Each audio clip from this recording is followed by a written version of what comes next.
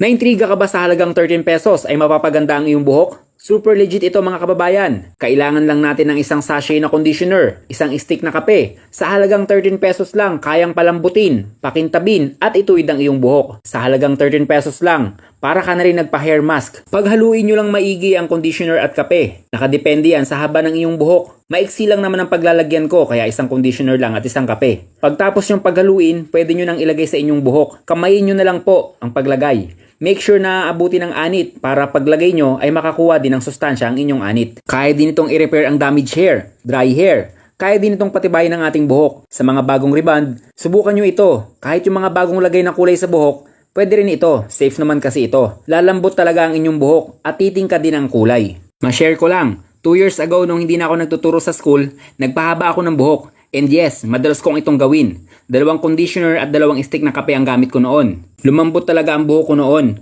Tumingkad ang kulay at konti na lang ang nalagas pag nagsusuklay ako. Well, na-share ko lang naman. Anyway, mabango ito sa buhok. Maganda talaga siya. Sa mga nakatry na nito, paki-comment naman kung maganda ba talaga ang resulta sa inyo. At paki-comment na din kung saan ang location nyo para malaman ko kung hanggang saan inaabot ang video nating ito. Bukas pala mga kababayan, may malaking sorpresa ako sa inyong lahat. Sana magustuhan nyo at sana nandyan pa din kayo para suportahan ako.